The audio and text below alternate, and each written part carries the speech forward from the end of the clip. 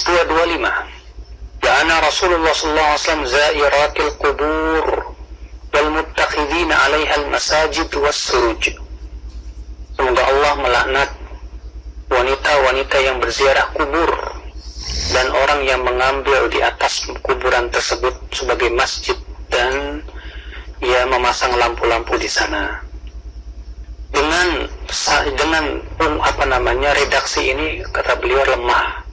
Artinya ada redaksi lain yang sama tapi sahih, ya. Di sinilah ya akhi ya, para ulama begitu sangat hati-hati ya di dalam masalah redaksi. Walaupun maknanya barangkali hampir sama, tapi tetap ya mereka membedakan antara lafaz yang dhaif dengan lafaz yang sahih. Sebuah contoh misalnya ya, hadis dengan lafaz khairul quruni qarni, sebaik-baiknya generasi adalah generasiku. Ini dinyatakan sangat lemah bahkan palsu oleh Syekh Albani. Tapi ada lafaz lain yang hampir sama dengan lafaz khairun nasi qarni. Sebaik-baiknya manusia adalah generasiku. Maka dengan lafaz ini kata Syekh Albani adalah mutawatir. Bayangkan ya, padahal bedanya cuma khairun nas dan khairul qurun. Ternyata dengan lafaz khairul qurun dianggap palsu atau lemah. Ya, sementara dengan lafaz khairun nas ya, beliau mengatakan bahwa hadis itu sahih, bahkan hadis tersebut mutawatir. Ya, subhanallah. Ikhwatul Islam azani Allah wa iyyakum. Beliau berkata, dhaif dengan redaksi ini secara sempurna demikian dikeluarkan oleh Ashabus Sunan yang 4 kecuali Ibnu Majah, demikian pula Ibnu Abi Syaibah, Al-Baghawi, Tabrani, Abu Abdul Al-Qattan, Al-Hakim, demikian pula Tayalisi. Ya, dari demikian pula Imam Ahmad dari jalan Muhammad bin Jahada. Ya, ia berkata, aku mendengar Abu Saleh ya setelah tuanya dari Ibnu Abbas, ia berkata demikian. Ya, dan Al-Hakim ya diikuti oleh Al-Dhahabi berkata Abu Saleh Badam ini tidak dijadikan hujah oleh Bukhari dan Muslim. Adapun Tirmidzi mengatakan hadis ini hasan. Abu Saleh yaitu Maula Ummu Hani bintu Abi Thalib, namanya Badan atau Badam juga. Aku berkata, kata Syekh Albani rahimahullah, hadis ini ya lemah menurut kebanyakan atau mayoritas para ulama hadis. Tidak ada yang menganggapnya thiqah, yaitu tidak ada yang menganggap thiqah ya Badan tadi kecuali Al-Ajli saja, sebagaimana dikatakan Al-Hafidh dalam kitab At-Tahdhib. Bahkan Ismail bin Abi Khalid bin Al-Azdi menganggapnya pendusta ya, dan sebagian menganggapnya ia sebagai mudallis. Al-Hafidh dalam Taqrib yang mengatakan ya ia seorang dhaif mudallis, ia seorang yang dhaif dan mudallis, itu Abu Saleh yang dikenal dengan Badan atau Badam ini. Ya. Syekh Al-Albani berkata, wa kana lihadza qala Ibnu Mulaqqin fi Khulasatil Badr Munir ba'da an haka tahsin at-Tirmidzi lil hadis. Ya, seakan-akan karena alasan inilah Ibnu Mulaqqin dalam kitab beliau Khulasatul Badr Munir ya setelah menghikayatkan penghasanan Tirmidzi terhadap hadis ini berkata, qultu fihi waqfah li nuqtatin dzakartuha fil asl. Ya, di sini ada perkara yang harus dilihat lagi. Ya. Artinya ya dalam buku aslinya yaitu Al-Badr Munir ya beliau mendapatkan sesuatu ya.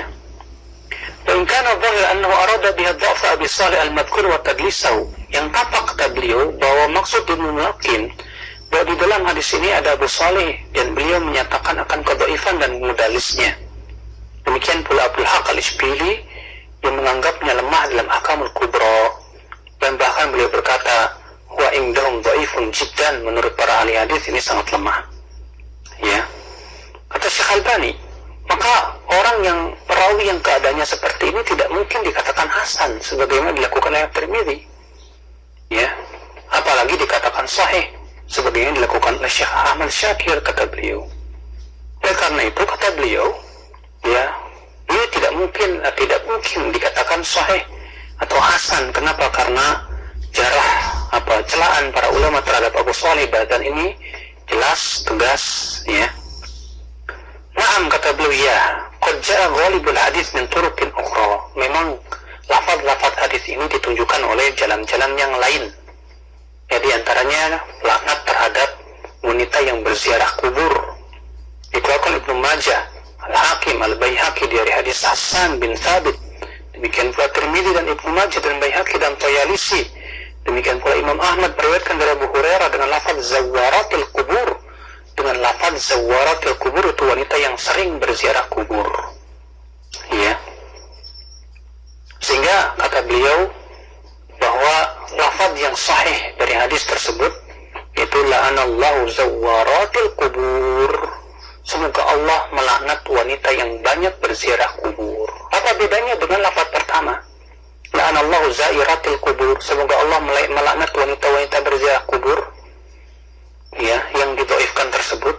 Kenapa? Karena dengan lafaz yang pertama, semoga Allah melaknat wanita-wanita yang berziarah kubur, berarti walaupun ia berziarah satu kali tetap terlaknat. Ya, sedangkan lafaz yang kedua yang sahih itu dengan lafaz zawaratil kubur wazan mubalaghah. Artinya wanita yang banyak berziarah kubur, berarti yang terlaknat itu adalah wanita yang sering berziarah kubur. Adapun kalau cuma sekali dua kali tidak terlaknat. Ya. Adapun kelanjutannya yaitu dan orang-orang yang menjadikan kuburan sebagai masjid dan memasang lampu-lampu di sana itu terlaknat juga. Ini jelas mutawatir dari Nabi Shallallahu Alaihi Wasallam. Ya, disebutkan dalam Sahihain dan yang lainnya dari hadits Aisyah, Abu Ibnu Abbas, Abu Hurairah, Zaid bin Thabit, Abu Ubaidah bin Jarrah, Usama bin Zaid. Ya, hadis-hadis para sahabat ini yang meriwayatkan ya hadis-hadis yang sangat banyak sekali. Ya, apa hadis-hadis yang cukup banyak yang melaknat orang yang menjadikan kuburan sebagai masjid. Demikian pula ya akhul Islam azan ya Allah yakum. Ya, orang yang menjadikan kuburan sebagai masjid. Adapun melaknat orang yang menjadikan lampu sebagai di kuburan, beliau mengatakan aku tidak menemukan hadis yang bisa menguatkannya. Maka yang ini saja yang dianggap lemah. Ya. Ikhwatul Islam azani Allah wa iyyakum. Memang ada larangan dalam hadis lain yang hasan bahwa Rasulullah SAW melarang untuk mengambil lampu-lampu di kuburan, akan tetapi tidak sampai derajat laknat. Ya. Makanya laknat ya untuk orang yang mengambil lampu-lampu di kuburan itu adalah